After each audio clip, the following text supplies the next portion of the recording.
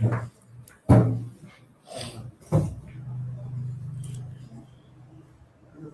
करा.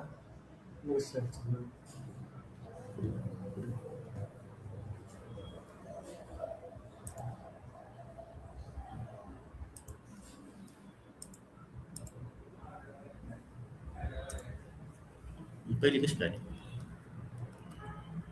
आवाज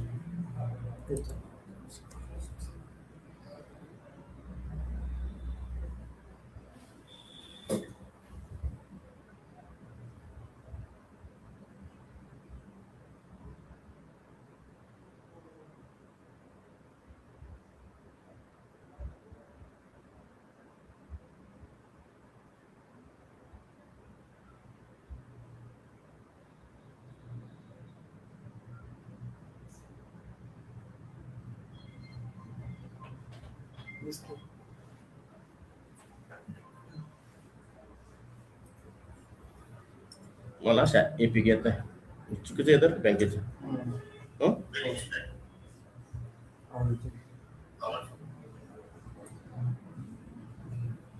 hello hello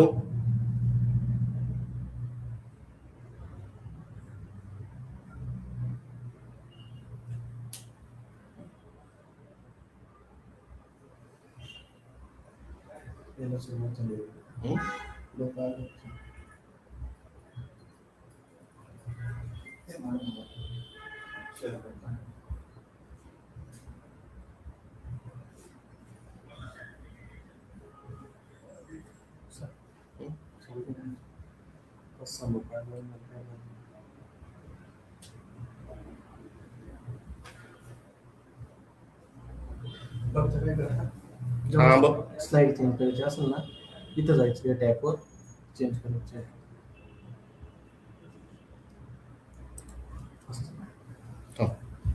असंच राहून फक्त चेंज करताना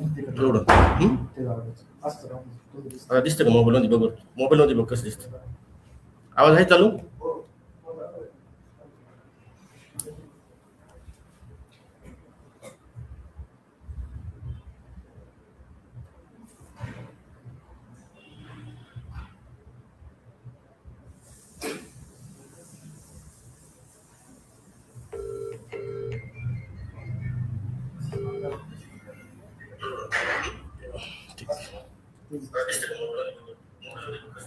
ओके.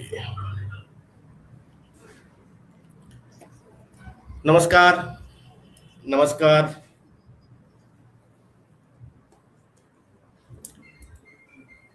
नमस्कार द्राक्ष बागेदार बंधूंनो, ग्रेप मास्टर या आपल्या आवडत्या अशा फेसबुक लाईव्ह मध्ये आपल्या सर्वांचं खूप खूप स्वागत. मित्रांनो, बऱ्याच दिवसापासून फेसबुक लाईव्ह करण्याचा आपण प्रयत्न करत होतो, परंतु योग येत नव्हता असं आपण म्हटलं तर तरी चालेल. तर खरड छाटणी अतिशय महत्वाची आहे आणि इतके दिवस म्हणजे मागचं वर्ष सोडून त्याच्या आधीचे 5-10 वर्ष जर बघितलं असेल तर आपण फार खरड छाटणीसाठी सिरियस नव्हतो. म्हणजे सहजच आपल्याकडे सूक्ष्म घड निर्मिती व्हायची, मग काही स्प्रे घेतले, थोडंफार रोग आणि किडीचे स्प्रे घेतले, शेवटी बोर्डो घेतले की आपली खरड छाटणी संपली. मग आपले लग्न असतील किंवा इतर समारंभ असेल याच्यासाठी आपण सगळं मोकळ्या असायचो. म्हणजे ज्या पद्धतीने आपण रेस्ट पिरियड म्हणायचो तसं आपला हा रेस्ट पिरियड हा एप्रिल, मे, जून, जुलै असा होता. परंतु मागच्या वर्षी मात्र लवकरचा पाऊस आणि सततचा पाऊस यामुळे मात्र सर्वच द्राक्ष विभागामध्ये 60 ते 70% बागांचा फ्रुटफुलनेस कमी झाला होता. त्याच्यामध्ये आपल्या परंपरागत व्हरायटी असतील त्याच्यामध्ये मोठ्या प्रमाणामध्ये फटका बसलेला होता. त्याचबरोबर जास्त फटका हा जम्बो, पर्पल, सुधाकर ह्या व्हरायटींना बसला होता. त्या तुलनेत शरद असेल किंवा थॉम्सन व्हरायटी असेल किंवा सोनाका ह्या व्हरायटी असतील ह्या ठिकाणी मात्र फक्त 10-20% फटका होता काही प्लॉटला. अर्लीच्या प्लॉटमध्ये चांगला फ्रुटफुलनेस होता, मधल्या पिरियडमध्ये फ्रुटफुलनेस अतिशय खराब होता आणि त्याच्यानंतर पुन्हा शेवटच्या टप्प्यामध्ये देखील काही शेतकरी बंधूंना चांगला फ्रुटफुलनेस लेट असून देखील मिळालेला होता. इतके दिवस आपण म्हणायचो की सूर्यप्रकाश, सूर्यनारायण हा 100% सूक्ष्म घड निर्मितीचा महत्वाचा असा फॅक्टर आहे आणि ते खरं देखील आहे. परंतु सूर्यप्रकाश आपण त्याला 90-100% ऐवजी आपण असं म्हणू की त्याचा सूर्यप्रकाशाचा रोल हा नक्कीच 50% जास्त आहे. आणि त्याच्या जोडीला उत्तम पाणी नियोजन असेल, मुळांचा विस्तार असेल, किंवा रोग किडीचं व्यवस्थापन असेल, खताचं व्यवस्थापन असेल, ह्या गोष्टी देखील तितक्याच महत्वाच्या होत्या, तितक्याच महत्वाच्या असतात असं आपण मागच्या वर्षी पासून आपल्या निदर्शनात आलंय. आणि त्यामुळे आता ह्या वर्षी मात्र आपले सर्वच द्राक्ष बागायतदार अतिशय जागरूकपणे आपल्या खरड छाटणीचं नियोजन करण्यामध्ये व्यस्त आहे. किंवा खरड छाटणीमध्ये जास्तीत जास्त कॉल येत आहेत, प्रश्न येत आहेत. आणि परंतु मागच्या वर्षी पाऊस लवकर आला आणि ढगाळ हवामान राहिलं, ही एक अडचण होती. आणि ह्या वर्षी मात्र वाढलेलं तापमान ही सुद्धा एक प्रचंड अशी अडचण असणार आहे. आणि ह्या प्रचंड अडचणीचा सामना कसा करायचा, दरवर्षी नवीन नवीन समस्या येतात, त्याचा कशा पद्धतीने सामना करायचा त्याच्याबद्दल आपण थोडंसं उहापोह ह्या आजच्या सेशनमध्ये करणार आहोत.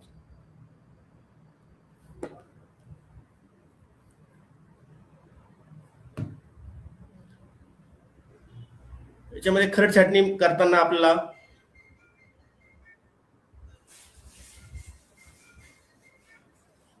पुढे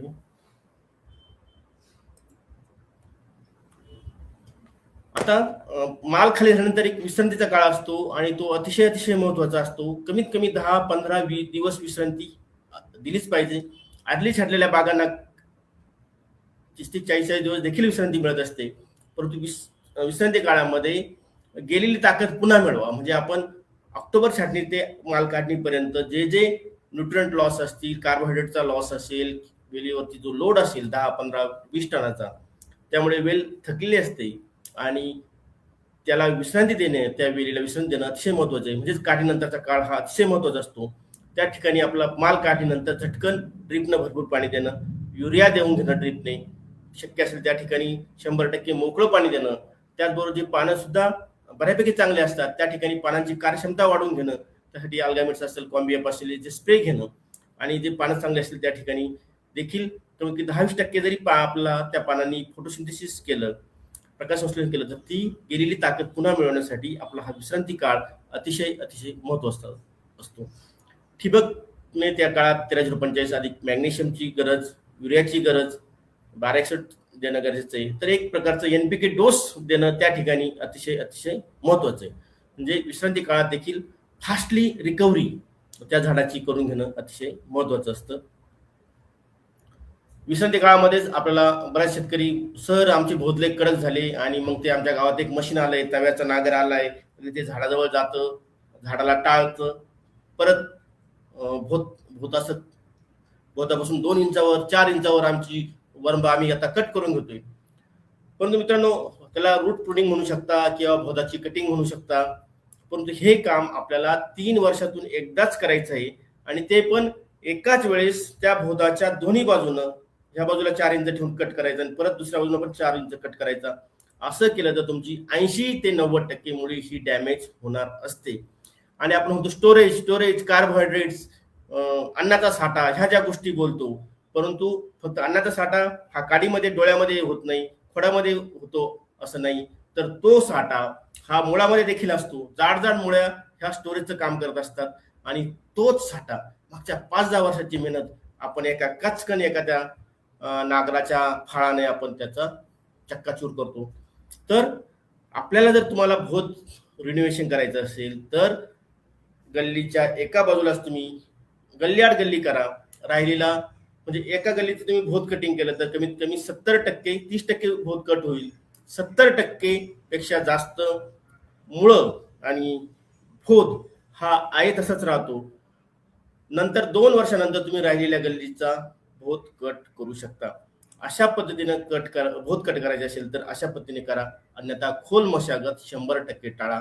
नक्कीच मला माहिती काही ठिकाणी अतिशय भोत कडक येतात, पण भोत कडक काय येतात तर ऑर्गॅनिक कार्बन आपल्याकडे कमी, मल्चिंग आपल्याकडे नाहीये, पाण्यामध्ये आपण काहीतरी कमी पडतोय. म्हणजे भोत किंवा गांडवाची संख्या कमी असेल तर त्या ठिकाणी आपल्याला भुसभुशीत भोत करायचे असेल तर तिथं सेंद्रिय कर्ब, ऑर्गॅनिक कर्ब, हिरवळीचे पीक, मल्चिंग ह्या गोष्टी करून त्या ठिकाणी आपलं काम करायचंय. फक्त भोत कट केले परंतु आपण आपल्या पायावर कुऱ्हाड मारली असंच मी त्या ठिकाणी म्हणणार आहे. त्यामुळे फार खोल अशी मशागत अजिबात करायची नाहीये.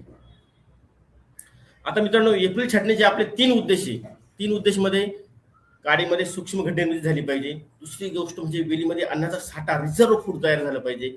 आणि तिसरी गोष्ट म्हणजे आपले पानं हे शेवटपर्यंत ऑक्टोबर महिना येऊ, नोव्हेंबर महिना येऊ, जेव्हा आपली छाटणी असेल गोळीबार छाटणी, तोपर्यंत आपल्या पानावर कुठलाही रोग नको, मिलीबग नको, थ्रिप्स चाटलेले नको, भुरी नको, डावणी नको आणि करपा देखील नको. आपले निरोगी पानं शेवटपर्यंत राहणं म्हणजेच पर्यायानं तिथे फोटोसिंथेसिस जास्त होतं, म्हणजेच आपल्या अन्नाचा साठा चांगला मिळतो. त्याचबरोबर चांगले पानं असतील, चांगली मॅच्युरिटी असेल तर त्या ठिकाणी काडीमध्ये चांगली घट निर्मिती आणि त्याचबरोबर सूक्ष्म घडांचा विकास, ह्या गोष्टी शेवटपर्यंत चांगल्या होत असतात. हे आपले 3 उद्देश आपल्या मनामध्ये, आपल्या माइंडमध्ये फिट करायचे की माझ्याकडे चांगली घट निर्मिती व्हायला मी काय करू शकतो, माझ्याकडे चांगलं स्टोरेज व्हायला मी काय करू शकतो, माझे पानं टिकवायला मी काय करू शकतो. आणि जेव्हा तुम्ही नांगर लावता, खोल नांगर लावता, दोन्ही बाजूने भोत कट करता, त्यावेळेस त्या अन्नाचा साठा 3-4 वर्षाची मेहनत ही तुटून गेली असते, लॉस झाली असती. याच्याकडे तुमचं मी लक्ष वेधू इच्छितो. सगळ्यात महत्वाचं, खरड छाटणीच्या आधी आपल्याला माती परीक्षण करून घेणं अतिशय महत्वाचं आहे. माती परीक्षण करताना नमुना कसा घ्यायचा ही फार बेसिक गोष्टी आहेत. आपण तज्ञ द्राक्ष बागायतदार आहात. आता पहिल्याच एकदम एक जमीन आहे आणि त्या ठिकाणी पहिल्यांदाच मी बाग घेतला असं नाहीये. तर त्या बागाच्या आपल्या 3 पिढ्या झालेल्या आहे. म्हणजे पहिली बाग 10-15 वर्ष होती 80-90 मध्ये, नंतर आता मधल्या काळामध्ये आणि आता. तर ते 3 ते 4 पिकं आपल्या त्या बाग ठिकाणी झालेली. तर माती परीक्षण करताना खड्डा घेऊ शकता किंवा आगारनं तुम्ही माती परीक्षण 1-1.5 फुटावरून आगार, सॉइल आगार मोने मातीचा नमुना तुम्ही घेऊ शकता. आपल्या वेगवेगळ्या प्रकारची माती असते. एकाच बाजूला एक प्लॉट असेल 3-4 एकरचा, तर वरच्या बाजूला उथळ माती असते, खडकाळ माती असते, मधल्या भागात थोडीशी शेरवट वाळसार असतो, खालच्या भागात खोल काळी कसदार माती असते. तर मातीचे एकाच प्लॉटमध्ये जर वेगवेगळ्या प्रकारची माती असेल तर आपल्याला वेगवेगळे नमुने घेणं गरजेचं आहे. एक पूर्ण सपाट एकसारखी माती असेल एखाद्या प्लॉटमध्ये तर आपण एकच नमुना घेऊ शकतो. अन्यथा मातीच्या प्रकारानुसार, खोलीनुसार, कलरनुसार आपल्याला एकाच प्लॉटमध्ये 2 ते 3 प्रकारचे मातीचे नमुने देखील घ्यायला लागू शकतात. तर आपण एकच नमुना घेतला, वेगवेगळ्या प्रकारची माती आणि एकच नमुना घेतला तर त्या ठिकाणी आपल्याला रिझल्ट चुकीचा येऊ शकतो. खरड छाटणीची पूर्वतयारी करताना आपल्याला माती परीक्षण करून घेणं गरजेचं आहे. त्यानुसार आपल्याला माती परीक्षण कसं करायचं, नमुना कसा गोळा करायचा, जास्तीत जास्त आपल्याला प्रातिनिधिक नमुना घ्यायचा असेल तर आपण 3-4 खड्डे घेऊन फायदा नाही. आपल्याला 10-20 प्रकारचे 10-20, 30-40 खड्डे तुम्ही एका प्लॉटमधून 2-2.5 एकरच्या प्लॉटमधून घेऊ शकता. जेवढे जास्त प्रातिनिधिक नमुने तुम्ही घ्याल तेवढं जास्त प्रकारची रिझल्ट, फाईन ट्यून रिझल्ट तुम्हाला मिळू शकतात. सर्व माती एकत्र करायची, त्याची 4 गंज करायचे, 2 गंज बाजूला फेकायचे, 2 गंज परत मातीमध्ये माती एकत्र करून मिक्स करायची, परत त्याचे 4 गंज करायचे, परत 2 गंज बाजूला करायचे, परत अशा पद्धतीनं आधी 10-20 किलो माती असेल त्याची माती शेवटी आपला 1 ते 1.5 किलो पर्यंतची माती शेवटी लॅबमध्ये आपला पाठवायची आहे. आता माती परीक्षण करताना आपला रिझल्ट येतात. आपण मेनली NPK तर करणार आहोत, परंतु दुय्यम अन्नद्रव्ये कॅल्शियम, मॅग्नेशियम, सल्फर असेल, मायक्रोन्यूट्रंट असेल याचं पण परीक्षण करतो. परंतु माती परीक्षण करताना वेगवेगळ्या देशामध्ये वेगवेगळ्या जमिनीनुसार, वेगवेगळ्या क्लायमेटनुसार, मातीच्या प्रकारानुसार तेथील फर्टिलायझर डोस हे अत्यंत वेगवेगळे असतात.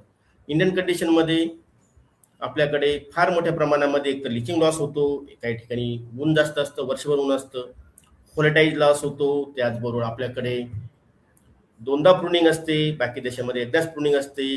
त्यांच्याकडे थंडीच्या दिवसामध्ये झाड डॉर्मन्सीमध्ये जातं आणि झाड थोडक्यात सुप्त अवस्थेमध्ये जातं आणि त्यामुळे त्याची व्हेजिटेटिव्ह ग्रोथ नसते. त्यामुळे त्या झाडावरती फारसा ताण येत नाही. त्याचा nutrient losses, carbohydrate reserve food losses हे फार कमी असतात आणि त्यामुळे तेथील लाईट पण लावली, त्यामुळे तिथे देखील न्यूट्रिएंटच्या डोसमध्ये तफावत आहे. आपल्याला इंडियन कंडिशनमध्ये आम्ही 606, 880 आणि 660 NPK डोस हा आपण वापरतो. आपल्या NRC ग्रेप्सने सुद्धा हाच डोस रिकमेंड केला आहे.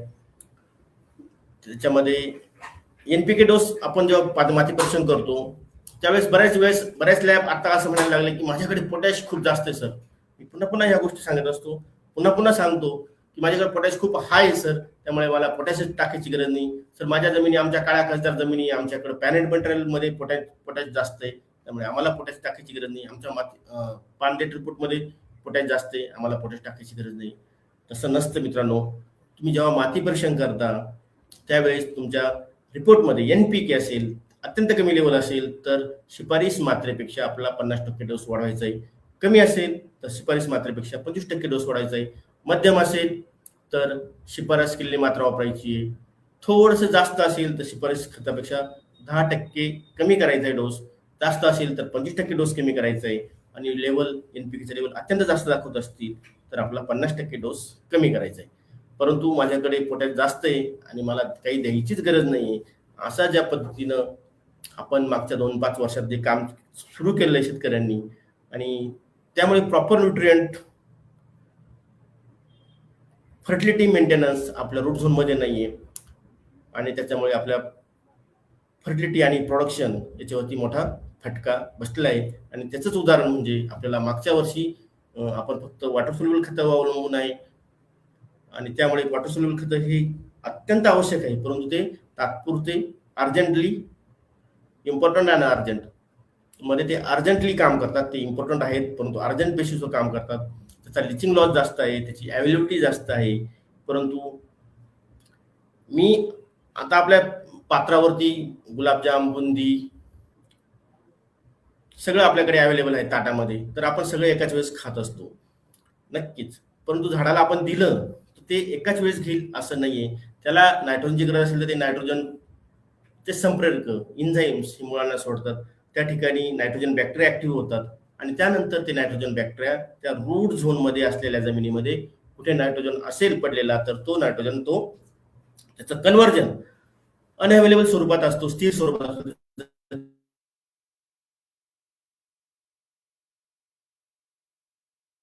त्यामुळे आपण ताटात जे आलं ते सगळं खाऊन टाकतो माणसाचं, परंतु झाडाचं मात्र ते तिथं ठेवावं लागतं. रूट झोनमध्ये त्याची अवेलेबिलिटी आपल्याला करून ठेवणं गरजेचं असतं. आपण म्हणतो की ते फिक्स होतात, परंतु फिक्स होणं देखील अतिशय चांगली गोष्ट आहे, वाईट गोष्ट नाही.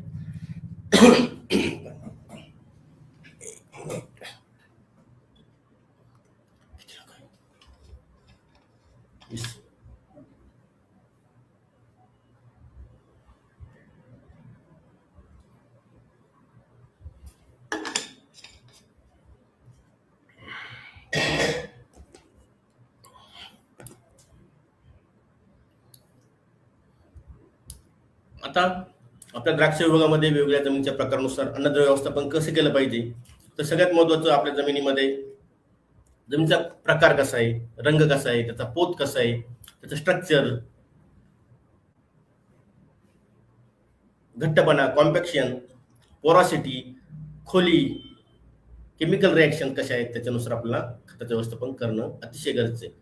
आपल्याकडे काही ठिकाणी लाल माती आहे, काही ठिकाणी मध्यम पोटॅश जमीन आहे, काही ठिकाणी काळ्या कसदार जमिनी आहे, काही ठिकाणी चुनखड जमिनी आहे.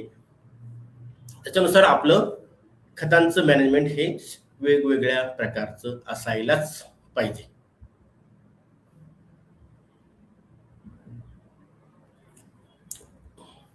सतरा 18 न्यूट्रिएंट्स, पूर्वी आपण 16 न्यूट्रॉन म्हणायचो, आता 17-18 न्यूट्रिएंट्स हे आवश्यक न्यूट्रंट आहे.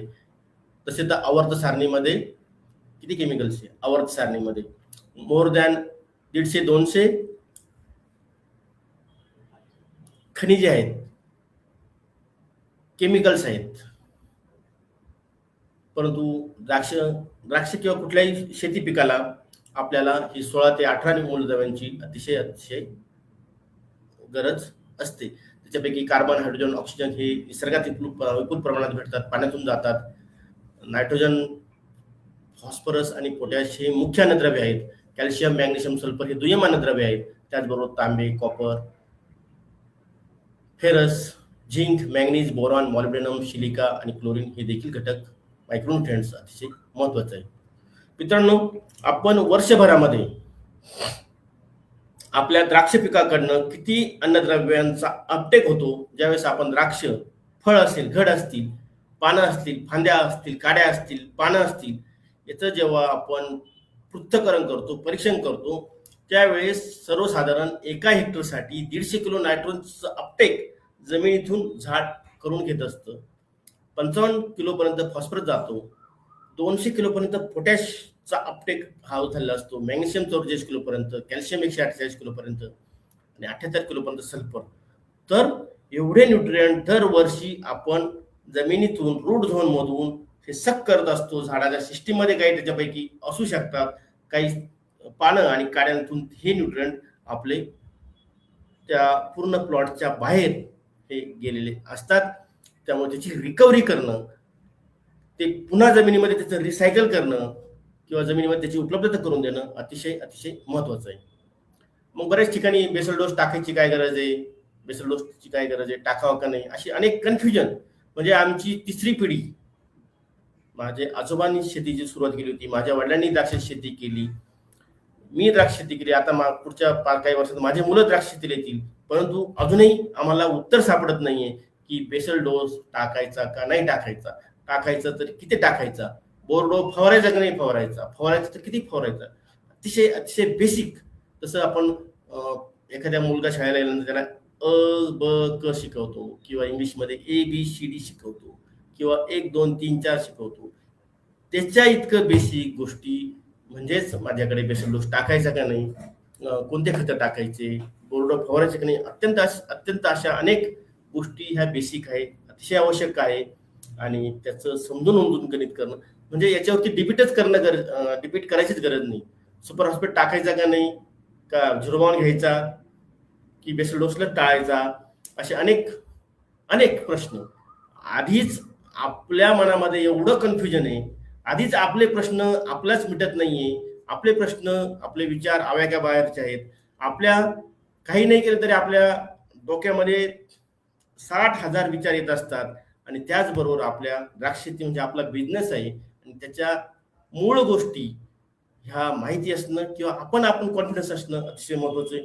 कुणीतरी येईल आणि सांगेल याच्यापेक्षा हे करायचं की नाही करायचं, करायचं तर का करायचं, नसेल करायचं तर का नाही करायचं, ह्या कन्सेप्ट अतिशय पक्क्या पाहिजे, मजबूत पाहिजे. कुणी आलं तर त्याच्याशी बोलता आलं पाहिजे की नाही बाबा हे आम्ही टाकतो, हे आम्ही 10 वर्षांपासून टाकतो, 50 वर्षापासून टाकतो, ठीक आहे, ह्या गोष्टी आवश्यक आहे. तू काही गोष्ट सांगत असेल, काही नवीन असेल, चांगले असेल तर त्या नव्याचा देखील अंगीकार करणं गरजेचं आहे. परंतु जुनं फेकून द्या, नव्याच्या मागं लागणार, असं केलं तर फक्त आपली फरफट होणार आहे, एवढं मात्र नक्की. तर बेसल डोस टाकण्यासाठी आपल्याला न्यूट्रिएंटचा डोस माहिती असणं गरजेचं आहे. त्यामध्ये आपल्याला जो डोस टाकायचा आहे तो आपल्याला सेंद्रिय पदार्थातून 40% डोस गेला पाहिजे, रासायनिक खतामधून 60% डोस गेला पाहिजे.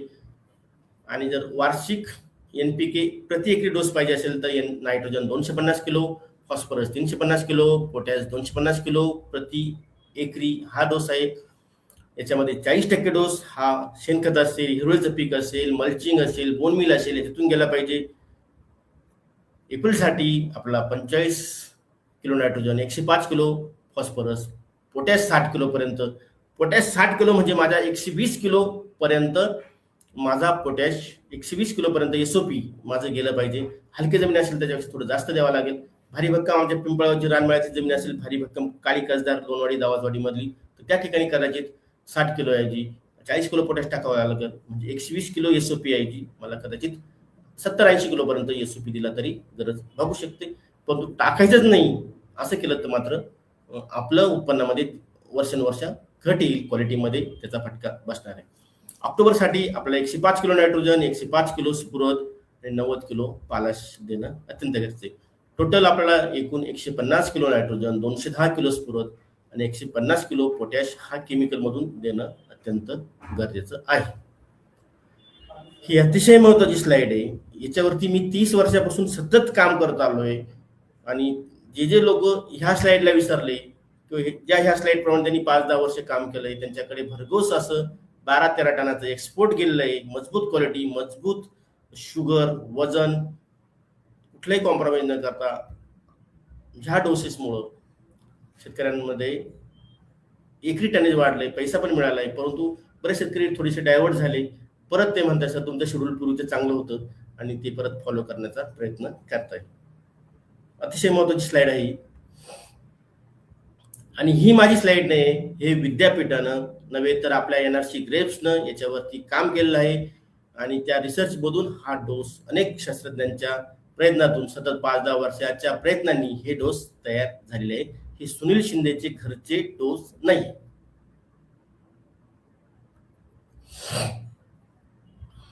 आता बेसल डोस टाकताना आपल्याला शेणखत असेल तो सोनेपी सुहाग आहे, हलकीशी चरी घेऊन त्याच्यावर शेणखत, त्याच्यावर बेसल डोस घ्यायचा आहे. त्याच्यानंतर आपला सल्फर आधी देणं गरजेचं आहे.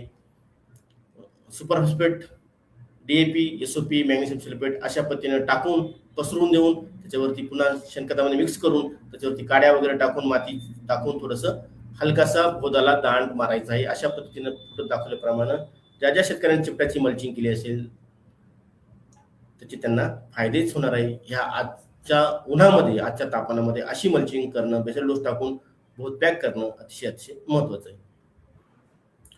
आता सूक्ष्म घट निर्मितीवर परिणाम करणारे घटक अन्नद्रव्य म्हटलं तर आपल्याला फॉस्फरस, पोटॅश, झिंक आणि बोरॉन हे अतिशय महत्वाचे घटक आहेत.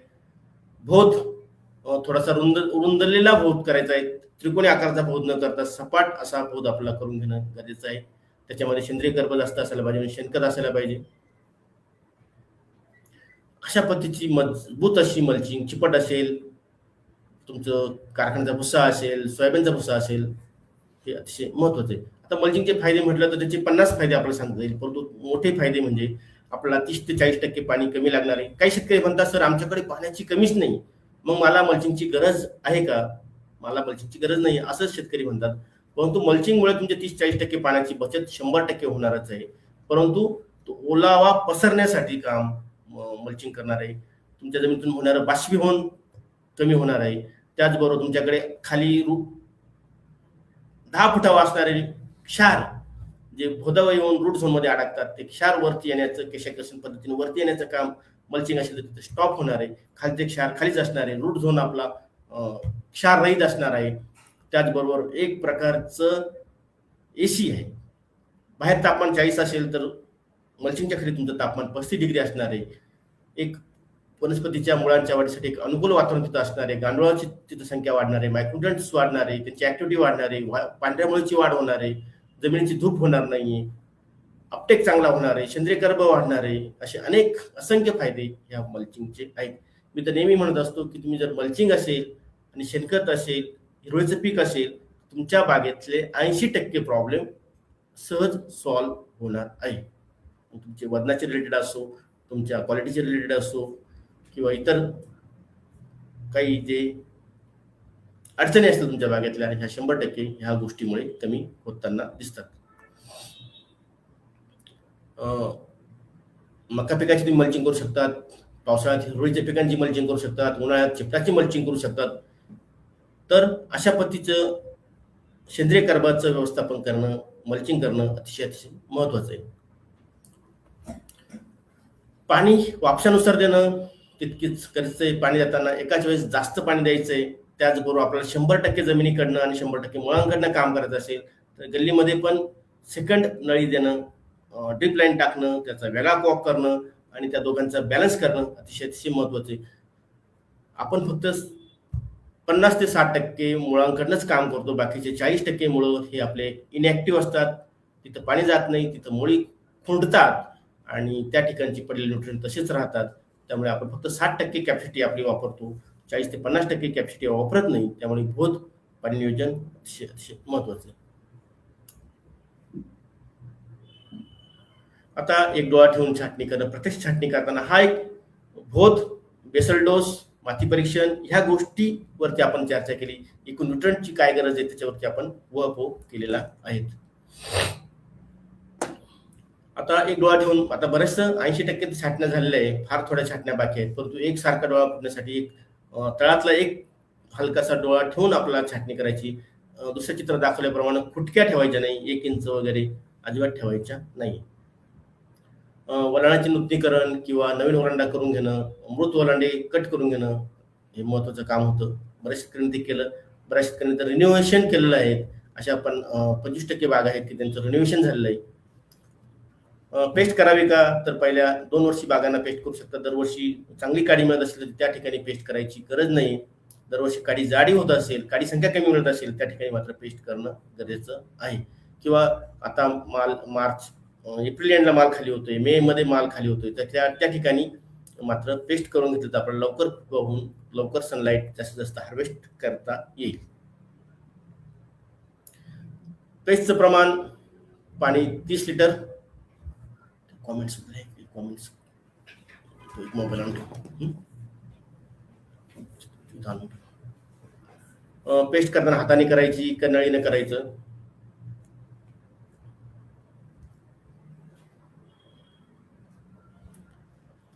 पेस्ट हा थोडा जुना विषय आहे, परंतु तरी मी सांगतो की पेस्ट करताना आपल्याला करायची का नाही, अशा या हिटमध्ये पेस्ट असेल किंवा इतरची फवारणी करणं असेल, ह्या गोष्टी आपल्याला टाळायच्या होत्या. परंतु पेस्ट करून घेतली तर आपल्या एकसारख्या फुटी मिळण्यास मदत होते. सगळ्यात महत्वाचं म्हणजे छाटलेल्या काड्यांचं आपल्याला मल्चिंग देखील करणं गरजेचं आहे. बऱ्याच ठिकाणी आता कटर आले की जे काड्या कट करून टाकतात, काड्यांचा भुगा करतात, परंतु त्या भुगा केल्यानंतर देखील आपल्याला सेंद्रिय कर्ब आणि त्याचं डिकम्पोजिशन हे लवकर होत असतं. परंतु ह्या वर्षी मात्र तशा पद्धतीने काड्यांचा भुगा न करता त्या काड्या पानं आपल्याला भोदावरती झाकून भोत झाकायचं आहे, जेणेकरून ह्या उन्हाची तीव्रता कमी करून घेणं अतिशय महत्वाचं आहे. परंतु पालावर जर जास्त रोग असेल, डावणी करपा असेल, भुरी असेल, तर त्या ठिकाणी मात्र बोर्डो अधिक सल्फरचा एक गच्च स्प्रे द्यायचा आहे. त्याच्यानंतर आपल्याला छाटणी करून असा पाला आपल्याला भोदावरती टाकायचा आहे.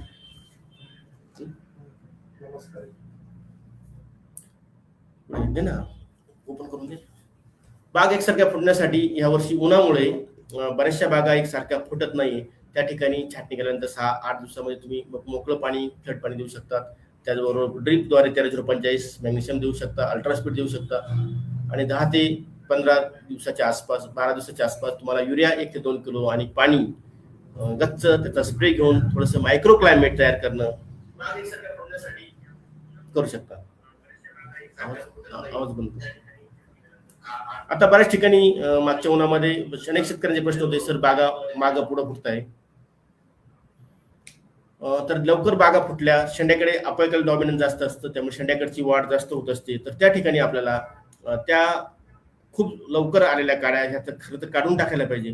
परंतु बागामध्ये कमी काड्या असतील तर त्या काड्या डायरेक्ट तळापासून न काढता त्या 3 पानावर कट करून घेतल्या तर मागील फुटींना आपल्या तिथे चालना मिळणार आहे.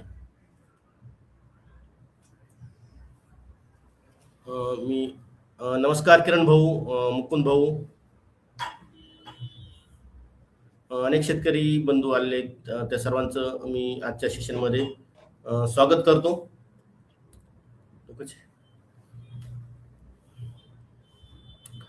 जे शेतकरी बंधू आले त्या सर्वांचं मी आजच्या सेशनमध्ये पुन्हा एकदा स्वागत करतो. आणि आपण बघूया पुढे की बाग मागे पुढे फुटत असेल तर त्या ठिकाणी मात्र आपल्याला अर्ली आलेल्या काड्यावर आपण 3 पानावर कट करू शकता, किंवा खूपच चांगली एकसारखी फुटी मिळाली असतील तर त्या ठिकाणी अर्ली काड्या असतील त्या काड्यांची विरळणी देखील करून आपण त्या कमी करू शकतो. आपल्या एकसारख्या वयाच्या, एकसारख्या जाडीच्या काड्या असणं अत्यंत गरजेचं आहे. त्याचबरोबर बाग मागे पुढे फुटत असेल तर त्या ठिकाणी आपला 1345 असेल मॅग्नेशियम सल्फेटचे डोसेस ड्रीप वाटे देणं अतिशय गरजेचं आहे. मित्रांनो, आता आमचे मुकुंदराव यांनी प्रश्न विचारला की सूक्ष्म घट निर्मितीसाठी काय काय करणं गरजेचं आहे. तर आपण त्या मुख्य विषयाकडे वळतोय की आपला आजचा विषयच असा आहे की सूक्ष्म घट निर्मिती हा एक परवलीचा शब्द झाला आहे. परवलीचा शब्द म्हणजे एक आपला एक महत्वाचा शब्द झाला आहे. आणि त्यामध्ये सूक्ष्म घट निर्मितीसाठी आपल्याला पाणी नियोजन असेल, सूर्यप्रकाश महत्वाचा रोल होतो. इतकंच आम्ही 100% मार्क सूर्यप्रकाशाला द्यायचो. परंतु मागच्या वर्षी आपण बघितलं, आता आपले किरण डरले साहेब पण आपल्या आज लाईव्ह सेशन मध्ये आहेत. त्यांनी पण नमस्कार किरण भाऊ. तर त्यांची बाग ही मे मध्ये खरड छाटणी झाली होती. मे मध्ये बाग एप्रिलमध्ये खाली झाला. मागच्या वर्षी मे मध्ये खरड छाटणी झाली आणि आता नोव्हेंबरमध्ये त्यांनी गोडीबार छाटणी घेतली आणि जवळजवळ 15 ते 20 टनाचा लोड त्यांनी यावर्षी घेतलेला आहे. म्हणजे ते असे एकमेव असे आमचे शेतकरी होते की त्यांनी एवढं लेट लेट काम करत असताना देखील चांगलं उत्पन्न मिळालं. म्हणजेच त्यांच्याकडे पण सूर्यप्रकाश कमी होता, परंतु त्यांचं पाणी नियोजन असेल, अन्नद्रव्याचे व्यवस्थापन असेल, कॅनोपी व्यवस्थापन असेल, रोगकिडीचे व्यवस्थापन असेल, कामगती किंवा खत नियोजन असेल, त्याचबरोबर त्यांनी बघा त्यांच्याकडे आजही त्यांच्याकडे मल्चिंग, बागेतील मल्चिंग असणारा बोध आहे. आपण तर आता चिपटाची मल्चिंग करणार आहोत किंवा काही मित्रमंडळांनी केली पण असेल, परंतु त्यांनी ऑक्टोबर छाटणीच्या आधी जे गवत कापून त्याची मस्तपैकी मल्चिंग केली. त्याचा फायदा वापसा कंडिशन लवकर येण्यासाठी होतो, बोधामध्ये असणारे क्षार कमी करण्यासाठी होतो. आपण किरण भाऊंची एक मुलाखत, एक चांगली 1 तासाची मुलाखत, त्यांनी खरंच मागच्या वर्षी काय काय केलं, कारण त्यांचा अनुभव अतिशय महत्वाचा आहे. म्हणजे फक्त सूर्यप्रकाश किंवा बरेच शेतकऱ्यांनी काम नाही केले की झालं जाऊ द्या, सगळ्या गावातच पाऊस झालाय, माझा ट्रॅक्टर अडकला, त्यांचा अडकला. परंतु काही शेतकऱ्यांनी ट्रॅक्टर अडकले तर पाठीमागे शिकारे घेऊन, माणसं घेऊन त्याचं रोग आणि किडीचं व्यवस्थापन केलं. आपण मागच्या वर्षी बघितलंय. म्हणजे बाकी जगात काही हो, परंतु मी माझी बाग चांगल्या प्रकारे सांभाळील, माझ्या बागेवरती मी जास्तीत जास्त काम करेल. फळ देणं हे त्या देवाच्या हातात आहे, परंतु काम करणं माझ्या हातात आहे. हा पक्का ध्यास आपण प्रत्येक शेतकरी बंधूंनी जरी घेतला, नक्कीच किरण भाऊ सारखी, किरण डेरलेन सारखी बाग किती मागच्या वाईट वर्षामध्ये देखील त्यांनी मजबूत असं उत्पन्न घेतलेलं. त्यांची बाग 100 रुपये किलोने गेली. 20 टन उत्पन्न शेवटच्या प्लॉटमध्ये त्यांना मिळालं. काल परत त्यांचं आपण एक रील पण काढून त्यांचं अभिनंदन केलं होतं. तर पुन्हा एकदा वळतोय की खरड छाटणीमध्ये सूक्ष्म घट निर्मितीसाठी पाणी नियोजन, सूर्यप्रकाशचा आवश्यक घटक आहे. त्याचबरोबर अन्नद्रव्यांचं व्यवस्थापन, कॅनोपी व्यवस्थापन, रोग आणि किडीचं व्यवस्थापन, संजीवकांचा वापर आणि कामगती, वेळेवरती काम, वेळेवरती स्प्रे, वेळेवरती खताचं नियोजन हे अतिशय महत्वाचे. आपण म्हणतो ना आव जाऊन करणं. आज त्याला द्राक्ष इंडस्ट्रीमध्ये, द्राक्षाच्या बागेमध्ये त्या प्रकारच्या कामाला काही अर्थ नाहीये. तुम्ही वेळेत काम केलं तर तुमचा पैसा वाचणार आहे,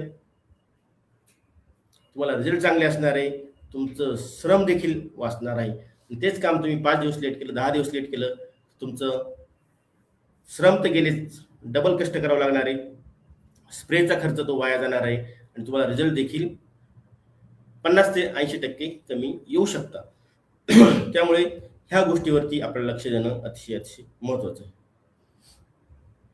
पाणी नियोजनमध्ये छाटणीच्या आधी 3 दिवस भरपूर, आपण खरड छाटणीच्या उद्देशानं बोलतोय आता, छाटणीच्या आधी भरपूर पाणी देऊन घेणं अतिशय महत्वाचं आहे.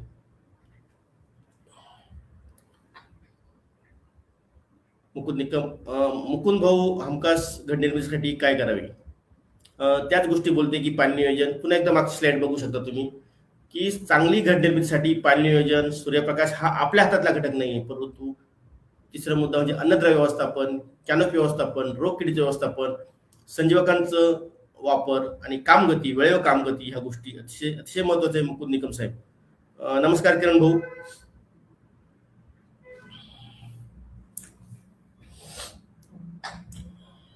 त्याचबरोबर छाटणीच्या आधी भरपूर फुटेपर्यंत पाणी देणं अतिशय गरजेचं आहे. छाटणीच्या नंतर ज्या ज्या ठिकाणी शक्य असेल त्या ठिकाणी फ्लड नक्की करा, कारण ह्या वर्षी आताच तापमान 40 डिग्रीच्या वरती सरकत आहे आणि त्या ठिकाणी बागांना रिलॅक्स करायचं असेल तर छाटणीनंतर फ्लड पाणी एकसारखी बाग फुटण्यासाठी अतिशय महत्वाची आहे.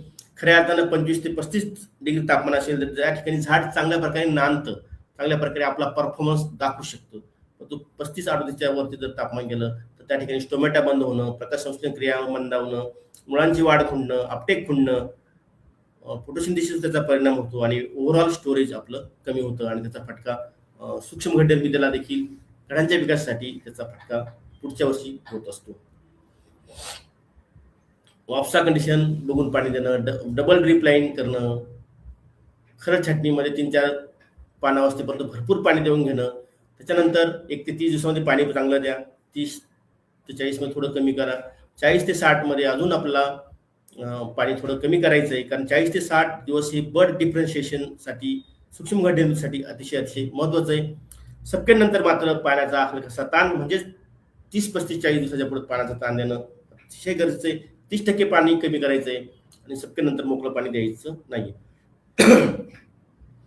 परंतु हलके मुरमाड जमीन असेल तर ह्या वर्षी मात्र थोडंसं हलक्या मुरमाड जमिनीमध्ये सप्टेंबरनंतर खूप पाणी, तापमान जर 40 डिग्रीच्या पुढे असेल तर त्या ठिकाणी मात्र पाणी देऊ शकतात.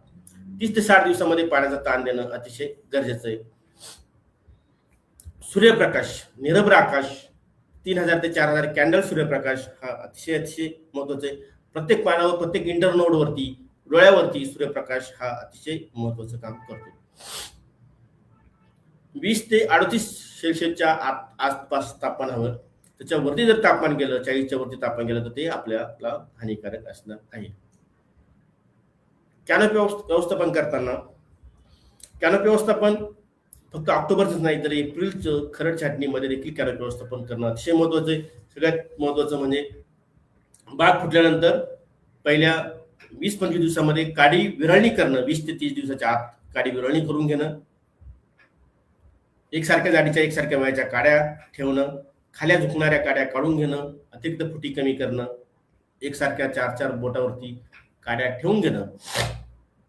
तुमची बाग बेदाण्यासाठी आहे, एक्सपोर्टसाठी आहे की लोकल मार्केटिंगसाठी आहे, त्यानुसार काडी संख्या आपला आता मेंटेन करणं अतिशय महत्वाचं आहे. त्याचबरोबर कॅनोपी व्यवस्थापन करताना काडी विरळणी, त्याच्यानंतर सबकेन आणि त्याच्यानंतर प्रत्येक डोळ्यावरती आणि प्रत्येक पानाला सूर्यप्रकाश कसा भेटेल त्यासाठी सुटसुटीत अशी काडी व्यवस्थापन अतिशय महत्वाचं आहे.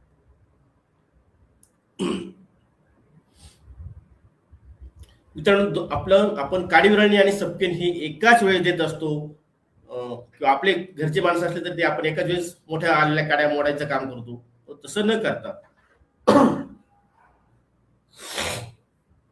काडी विरळणी हे वेगळं काम आहे, सबकेन हे वेगळं काम आहे. याचं मी तुम्हाला पुन्हा एकदा सांगतो. त्यासाठी आधी काडी विरळणी करून घ्या आणि त्याच्यानंतर 2 ते 5 दिवसांनी एकाच वेळेस सबकेन एकाच वेळेस करून घेणं अतिशय अतिशय महत्वाचं आहे. मग सांगितल्याप्रमाणे तुमचं बेदाण आहे, लोकल आहे की एक्सपोर्ट आहे, त्यानुसार व्हरायटीनुसार काडी संख्येमध्ये आपल्याला बदल करावा लागणार आहे, जेणेकरून काडी विरळणी तर करायचीच आहे, पण सुटसुटीत डोळे, सुटसुटीत फ्रुटफुल बड कमी जास्त करायचे, ते आपल्या उद्देश काय त्याच्यानुसार अवलंबून आहे. सबकेन केव्हा करावी? मित्रांनो, काडी विरळणी केल्यानंतर 2 ते 4 दिवसांनी सबकेन करणं अतिशय गरजेचं आहे. सगळ्यात महत्वाचं, सबकेन कोणत्या व्हरायटीत कसं केव्हा करावी? पर्पल किंवा जम्बो मध्ये 4 ते 5 पानावर, म्हणजे छोटी काडी आपल्याला करायची आहे. 4 पानावर आपला पर्पल जम्बो मध्ये आपल्याला सबकेन करणं गरजेचं आहे. लांब व्हरायटी असेल, सोनाका व्हरायटी असेल तर त्या ठिकाणी 6 पानावरती 7 पानावर सबकेन तुम्ही करा. थॉम्सन मध्ये देखील 6-7 पानावर सबकेन करणं गरजेचं आहे. बऱ्याच ठिकाणी कमी बागा फुटल्या, काडी संख्या कमी असेल तर त्या ठिकाणी जर 10, 15, 20च काड्या असतील तर घाबरून जायचं काही कारण नाही. त्या ठिकाणी आपल्याला सबकेन 2 फुटी ठेवायचे, सबकेन नंतर 2 फुटी ठेवणं अत्यंत गरजेचं आहे, जेणेकरून आपल्याकडे फ्रुटफुल डोळ्यांची संख्या वाढण्यास मदत होणार आहे.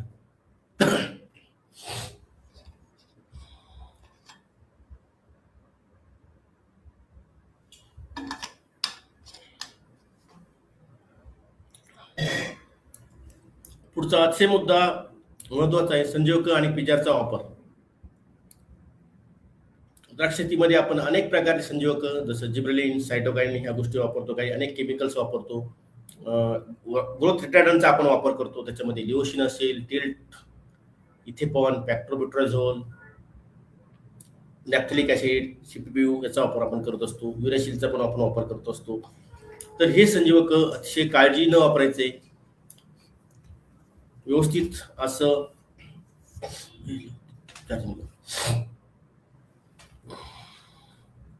आणि हे संजीवक योग्य प्रमाणात, योग्य वेळी, योग्य स्टेजला घेणं अतिशय अतिशय महत्वाचं आहे. तर हे केमिकल्स केव्हा वापरायचे, काय वापरायचे, याचं संपूर्ण नियोजन आम्ही ग्रेप मास्टर ॲपमध्ये दिलं आहे. तुम्ही अद्यापही ग्रेप मास्टर ॲप डाउनलोड केलं नसेल तर तुम्ही नक्की त्याचा वापर, ग्रेप मास्टर ॲप डाउनलोड करा. तुमच्या एप्रिल छाटणीची तारीख तुम्ही नक्की टाका. तुमचा जमिनीचा प्रकार निवडा, ची व्हरायटी निवडा, जेणेकरून तुम्हाला प्रॉपर असं शेड्यूल तुमच्या मोबाईलमध्येच तुम्हाला अवेलेबल करता येईल. आता सूक्ष्म घट निर्मिती करता आपण थोडं खोलात गेला. आता आपण वरवरच्या गोष्टी बघितल्या, परंतु अजून खोलात जायचं असेल सूक्ष्म घट निर्मितीसाठी आमचे मुकुंद निकम साहेबांनी विचारले की सूक्ष्म घट निर्मितीसाठी काय केलं पाहिजे. तर बऱ्याच गोष्टी आहेत, त्यामध्ये सगळ्यात महत्त्वाचं कार्बन आणि नायट्रोजनचा रेशो, शेन रेशो म्हणतो. कार्बन 20:1 हा शेन रेशो जमिनीच्या बाबतीत आपल्याला, जमिनीमध्ये शेन रेशो हा 10:1 to 20:1 असा असायला पाहिजे. परंतु वनस्पतीमध्ये देखील हा शेण रेशो कार्बन हा जास्त असायला पाहिजे, नायट्रोजन हा कमी असायला पाहिजे. परंतु आपण नायट्रोजन जास्त दिला तर अतिरिक्त कॅनपी, अतिरिक्त वाढ, अतिरिक्त ग्रोथ आणि त्याचबरोबर जिब्रेलिनचं जास्त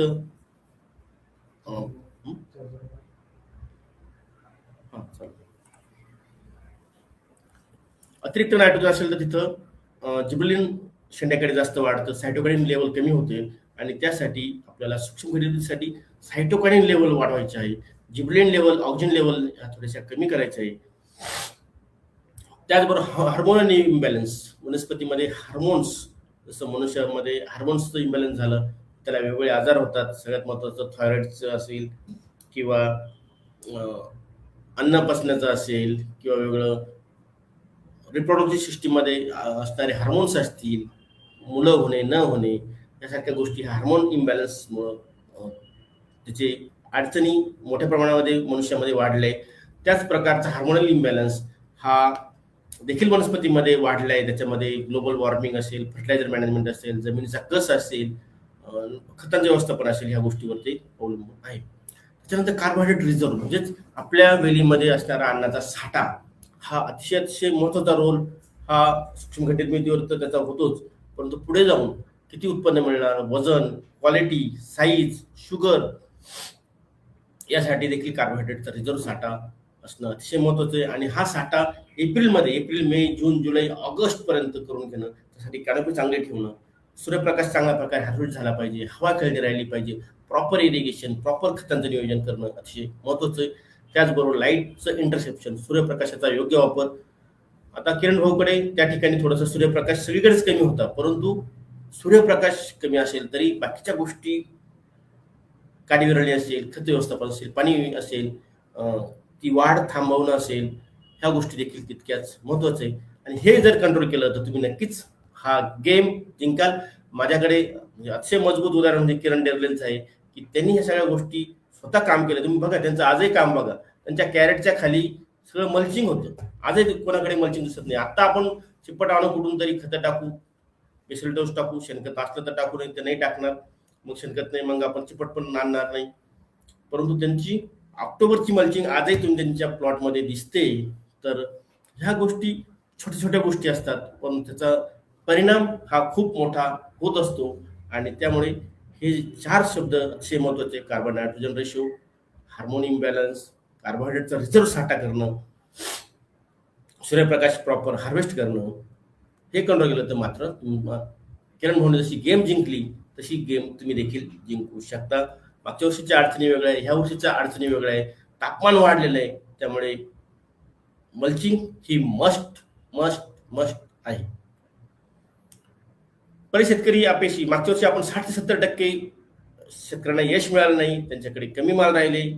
काय अडचण आली असेल तर काही ठिकाणी जास्त नायट्रोजन होतो, काही ठिकाणी गच्च कॅनपी होते, काही ठिकाणी पानांचा आवरण डेन्स कॅनपी तयार होते, काही ठिकाणी चुकीचं पाणी व्यवस्थापन, चुकीचं खत व्यवस्थापन, काही ठिकाणी रोग आला तरी आम्ही बोर्ड मारलेले नाही. आमचे चांदवडचे काही शेतकरी इकडे आपल्या पिंपळगाव पट्ट्यामध्ये ट्रॅक्टर अडकले तरी एकाला एक ट्रॅक्टर लावून ती मंडळी बोर्डो स्प्रे, त्याचबरोबर अर्ली स्टेजमध्ये ॲक्रोबॅटियम पण स्प्रे असतील, सिस्टेमिकचे स्प्रे असतील, ऑक्टोबर प्रमाणे एप्रिलमध्ये म्हणजेच मे जून महिन्यामध्ये आमच्या जिथं माल दिसतोय त्या त्या शेतकऱ्यांनी फवारणी घेतल्या. आमच्या चांदवड पट्टा हलका मुरमाड जमीन होत्या, त्या ठिकाणी त्यांनी 2-3 बोर्ड स्प्रे झाले. त्यानंतर त्यांनी काही केलेलं नाही. त्यांना खूप चांगला चान्स होता, परंतु त्यांच्या उत्पन्नामध्ये देखील 25 ते 50% घट झाली. फक्त बागेकडे दुर्लक्ष, म्हणजे त्यांच्याकडे काडी पण मॅच्युरिटी झाली, परंतु निम्मे पानं रोगांमुळे गेले. त्यांच्याकडे तर ट्रॅक्टर अडकत नव्हता, परंतु आम्ही 3 बोर्ड केल्यानंतर आम्ही काही करत नाहीये असं त्यांची धारणा होती. आणि त्याचा फटका त्यांचं स्टोरेजला फटका, वजनाला फटका, क्वालिटीला फटका त्यांना बसले. म्हणजे तांदूळ शेतकरी मी नाव ठेवतो असं नाहीये, परंतु जो शेतकरी खऱ्या अर्थानं काम करतो त्याच्याकडे हे सर्व रिझल्ट दिसतात. शेतकरी मेहनत करतो, परंतु जर दिशा चुकली तर त्याचा काही फायदा होत नाही.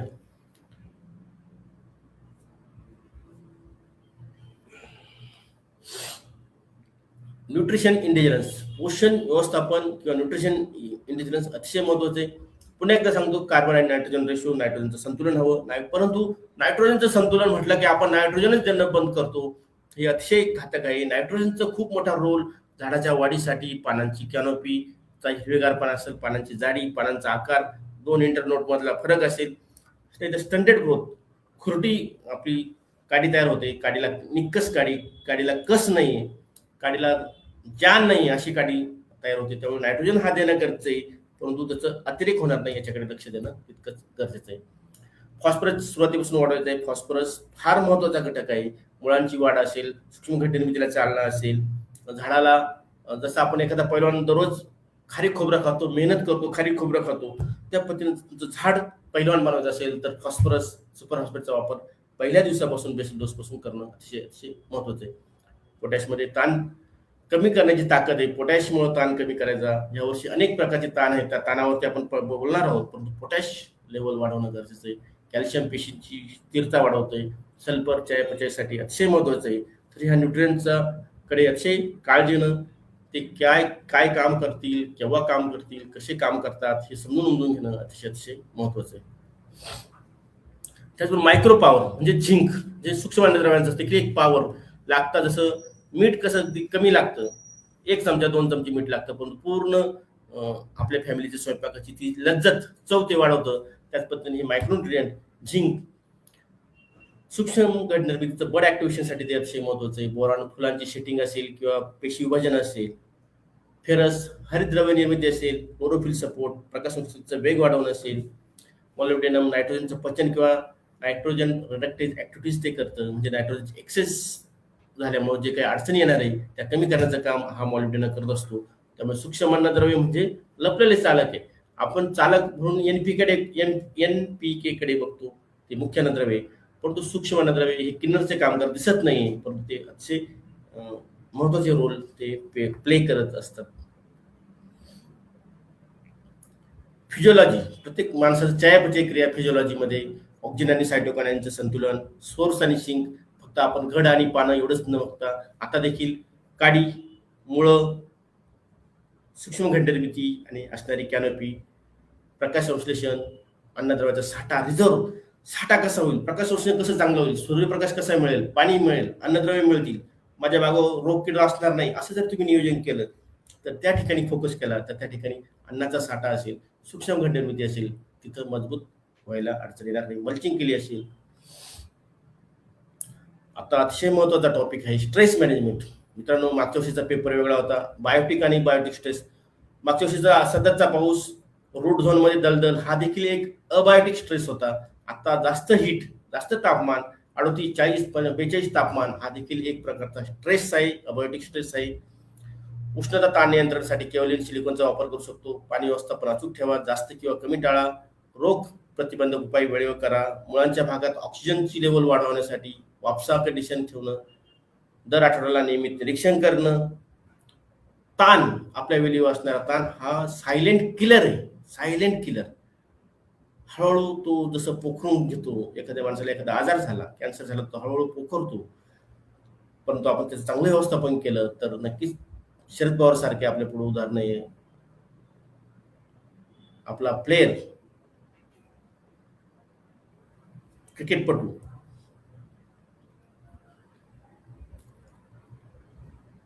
ते देखील शेवटपर्यंत चांगल्या प्रकारे आयुष्य जगू शकतात. त्याच पद्धतीनं हा ताण व्यवस्थापन करणं, ताण समजून घेणं. नुसतं तापमान आहे, आपण 12च्या पुढे बाहेर जाऊ शकत नाही, उन्हात काम करू शकत नाही, परंतु झाड वर्षानुवर्ष बाहेर असतं, रात्रंदिवस बाहेर असतं, त्यामुळे त्याच्यावरती काय ताण येतो ते समजून घेणं अतिशय महत्वाचं आहे.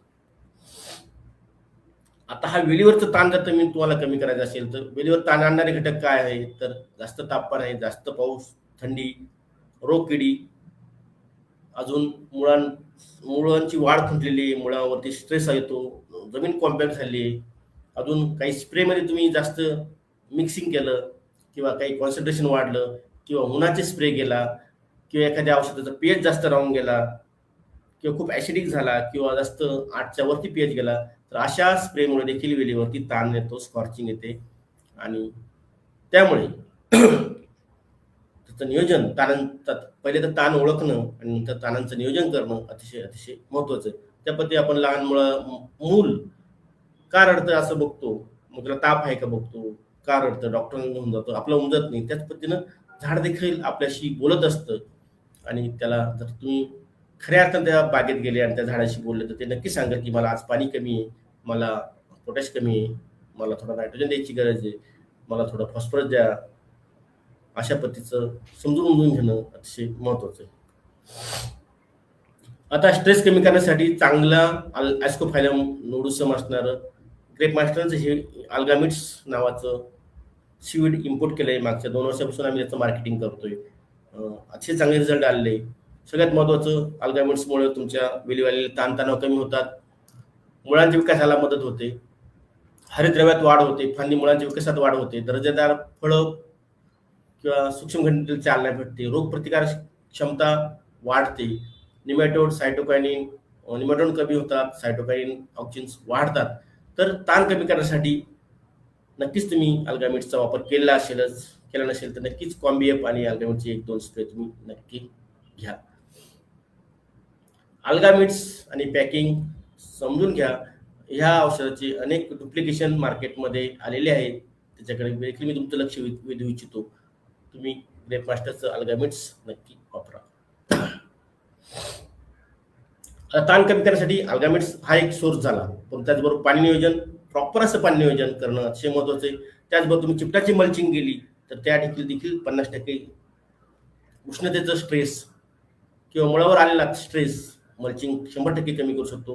त्याचबरोबर काही केमिकलचा वापर देखील आपला करणं अतिशय महत्त्वाचं आहे.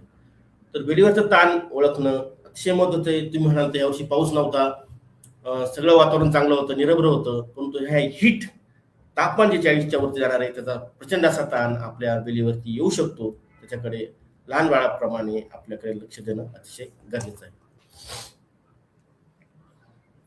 त्याचबरोबर क्रिटिकल मिस्टेकमध्ये आपण दाट कॅनोपी ठेवतोय, गच्च कॅनोपी असते, ती गच्च कॅनोपी कमी करणं, काडीविरळणी करून घेणं अतिशय महत्त्वाचं आहे.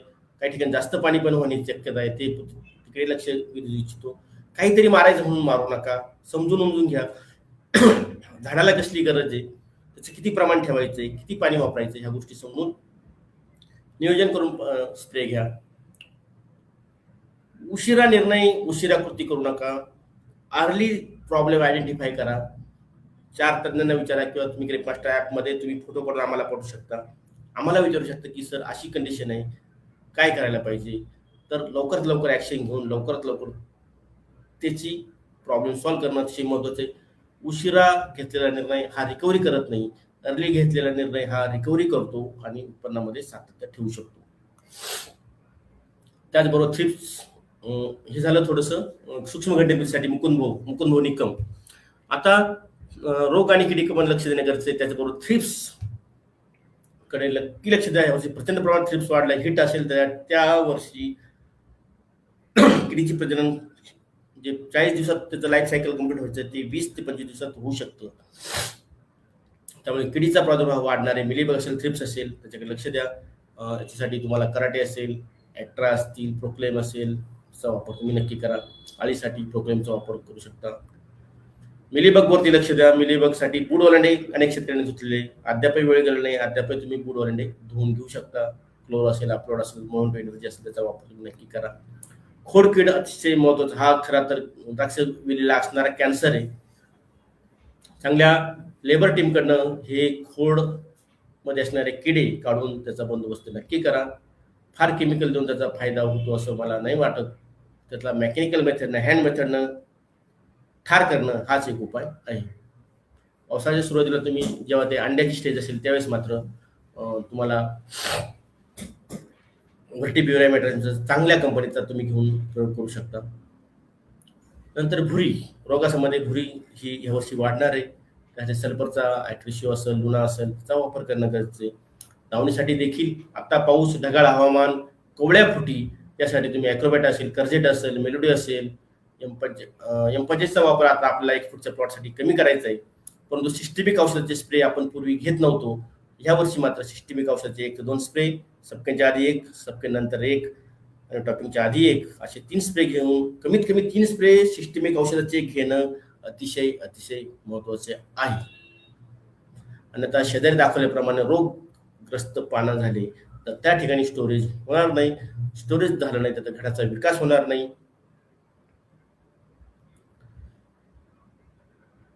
काडीमर कॅनपी सुटसुटीत ठेवायची, मुलांच्या मुलांच्या कक्षात वापसा ठेवायची, फॉस्फरस पोटॅश लेवल वाढवायची, बोर्डोचे स्प्रे घ्यायचे, व्हॅलिडेमायसिन सोपी आपल्याला देऊ शकता. मित्रांनो, आता खरड छाटणीमध्ये महत्वाचे मुद्द्यांचं मी पटापट तुम्हाला त्याचं इनलिस्ट करतो. 1 तास होत आलाय आपला. पुन्हा एकदा सांगतो की अन्नद्रव्यांचा समतोल ठेवणं, सुपर फॉस्फेट आणि पोटॅशची मात्रा. तुम्ही बरेच लोक सुपर फॉस्फेटला विसरले, पण सुपर फॉस्फेट हे खारीक खोबरं आहे. आपली बाग पैलवान करायची असेल तर सुपर फॉस्फेट पोटॅश देणं अतिशय गरजेचं आहे. सूक्ष्म अन्नद्रव्यांचा पुरवठा नक्की करा. पाणी व्यवस्थापन बघा. डबल ड्रिप लाईन अतिशय महत्वाची. जमिनीचा प्रकार आणि पाण्याची उपलब्धता. सपकेनंतर मोकळे पाणी देऊ नका. चिपटाची मल्चिंग करा. वेळेवर काडी विरळणी करा. सपकेने योग्य वेळी योग्य डोळ्यावरती करा. शेंडा बाळी काढणं अतिशय महत्वाचं काम आहे. शेंडा लॉक करणं, बाळी काढणं. शेंडा लॉक करण्यासाठी सर आम्ही ते काहीतरी कल्टर घेतो आणि मग आमच्याकडे शेंडाच येत नाही, तर असा अघोरी उपाय करू नका. शेंडा वाढ चालू झाला असायला पाहिजे, पण तो फास्ट नकोय. तो कशा पद्धतीनं नियंत्रणात येईल याच्याकडे बघा. परंतु एकदम ना बजेगा बास न रहेगी बासुरी न बजेगा बास असं काहीतरी आहे ते. तसं न करता म्हणजे डायरेक्ट त्याची वाढच खुटून टाकायचं अशा पद्धतीचे प्रयोग, अघोरी प्रयोग करू नका. खोल नांगरट मशागत करू नका. किडीचा रोगाचा बंदोबस्त करा. पाण्याचा योग्य निचरा होईल ह्या पद्धतीने सर करा. मित्रांनो, पाण्याच्या निचऱ्याच्या बाबतीत मी सांगायचं विसरलो, एक स्लाइडच करायला पाहिजे होती. आपण बघतो की काही चांगले शेतकरी मोठ्या त्यांचे 10-10, 20-20 एकरची बाग आहे, अतिशय निचरा किंवा ड्रेनेज सिस्टीम करताय. त्याला एकरी साधारण लाख रुपयापर्यंत खर्च आहे. आणि ड्रेनेज सिस्टीम, याला सबसर्फेस ड्रेनेज सिस्टीम म्हणतात. अतिशय चांगलं काम चालू आहे. मला नाव ठेवायची काहीच गरज नाही. परंतु साधं तुम्हाला एक सरफेस ड्रेनेजच्या सरफेस ड्रेनेज आणि एक सब सरफेस ड्रेनेज. सब सरफेस मध्ये खाली खोल 5-10 फुटावरती चर करणं, त्याच्यामध्ये तो परफोरेटेड पाईप टाकणं आणि मग त्याचे पाणी पायरीच्या बाहेर काढणं. परंतु साधं नांगरतास टाकलं तरी तुमच्याकडे सरफेस ड्रेनेज होते. आणि सरफेस ड्रेनेज करायचं असेल तर साधारण तुम्ही छाटणीच्या वेळेस करा. फार तर सरफेसच्या आधी तुम्ही करून घ्या, कारण पुढे जाऊन पाऊस आला, पाणी तुंबलं तर तुम्ही काही करू शकत नाही. त्यामुळे एक साधा नांगरतास गल्लीच्या मधोमध टाकून घेणं अतिशय महत्वाचे. हे झालं आपलं सरफेस ड्रेनेज. त्याचा देखील तुम्हाला त्या 1 लाख रुपये किमतीच्या ड्रेनेज सिस्टीमच्या 90% फायदा. फक्त गल्लीच्या मधोमध नांगरतास टाकलं, तुमच्या बागेत पाणी साचून नाही राहिलं तरी त्याचा तेवढाच उपयोग 100% होणार आहे. कारण पावसाळ्यातले 4 महिन्यामध्ये फार तर तुमचे 2 किंवा 4 पाऊस असे पडणार आहे की त्या ठिकाणी पाणी साचून राहणार आहे. आणि त्यासाठी साधा नांगरतासानं केलेला चर हा देखील तुम्हाला चांगले रिझल्ट देऊ शकता. त्याच्याकडे तुमचं मी लक्ष वेधू इच्छितो. नंतर काडी नियोजन, काडी विरळणी, काडी सपकेन ह्या गोष्टी देखील महत्वाच्या आहेत. योग्य वेळी योग्य केमिकलचा वापर करा. वरब्यातील क्षारांचं नियोजन नक्की करा. नैसर्गिक कारण जे आहेत, तापमान, अनुकूल हवामान आणि पाऊस हे आपल्या हातामध्ये नाहीये, परंतु काम करणं मात्र आपल्या हातामध्ये आहे. महत्वाच्या काही टिप्स आहे की कल्टार आणि इतर केमिकलचा वापर द्राक्षामध्ये खरंच करू नये ह्या मताचा मी आहे, पण तुम्ही ते ऐकणार नाही.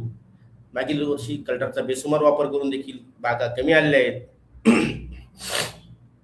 डॉक्टर शिकवणे सर म्हणतात की operation successful but patient dead. आणि हे पेशंट डेड कधी कधीच होत असतं. जेव्हा योग्य वातावरण असेल त्यावेळेस आपल्याला कळत नाही की गुण कशाचा आला, इंजेक्शनचा आला, गोळीचा आला, भक्ताचा आला की अंगारा धुपाऱ्याचा आला. परंतु ते आपण मागच्या वर्षी बघितलेलं आहे. त्यामुळं operation successful but patient dead हे जे डॉक्टर शिकवणे साहेब म्हणतात त्या केमिकल बशी, त्याच्याकडे मी तुमचं लक्ष वेधू इच्छितो. त्याचं समजून उमजून तुम्ही त्या गोष्टी करा. मित्रांनो, तुमच्यासाठी ग्रेप मास्टर ॲप सातत्यानं 5-6 वर्षात जवळजवळ 10 वर्षापासून काम करत आहे. ग्रेप मास्टर ॲपचे जवळ 70,000 शेतकरी फक्त नाशिक, सांगली, सोलापूरच नाही तर विजापूरमध्ये, बंगलोर ह्या भागात कन्नड लँग्वेजमध्ये शेतकरी आपला ॲप वापरत आहे. तुम्ही अद्यापही ग्रेप मास्टर ॲप डाउनलोड केलं असेल तर आजच ग्रेप मास्टर ॲप डाउनलोड करून घ्या. अतिशय माफक, अतिशय म्हणजे दररोजच्या चहाच्या किमतीच्या पेक्षा कमी याच्यामध्ये ग्रेप मास्टर ॲप तुम्हाला सल्ला सेवेसाठी देत असतं. ही माझी पॅशन आहे म्हणून हे आम्ही तुमच्या सेवेसाठी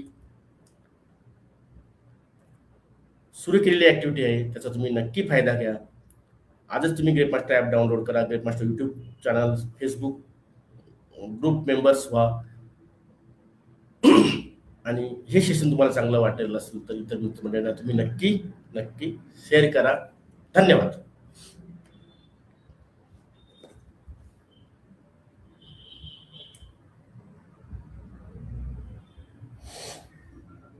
अजून तुमचे काही प्रश्न असतील ते सुद्धा तुम्ही ग्रेप मास्टरच्या ॲपच्या माध्यमातून मला फोटो काढून, तुमच्या बॅगेतून फोटो काढून आम्हाला पाठवा. आमची टीम तुम्हाला 1 तासाच्या आत उत्तर देत असते. तर पुन्हा एकदा तुमच्या सर्वांचं आजच्या सेशनमध्ये खूप खूप स्वागत. धन्यवाद. काही तर ग्रेप मास्टर ॲप जास्त ॲपमध्ये तुम्हाला पूर्ण तुमचा फॉर्म भरून द्यायचा आहे. त्याच्यामध्ये तुम्हाला शेड्यूल पण येतं, हवामानाचा अंदाज पण येतो, तुम्ही प्रश्न पण विचारू शकता आणि तुम्हाला 1 तासाच्या आत उत्तर पण येतं. अशी अनेक फॅसिलिटी ग्रेप मास्टर ॲपमध्ये आहे. त्याचा तुम्ही नक्की फायदा करा. प्ले स्टोअरला ग्रेप मास्टर फक्त नाव टाकलं तर तुम्हाला ॲप येऊन जाईल. ते तुम्हाला त्याची नोंदणी करणं अतिशय महत्त्वाचं आहे. धन्यवाद.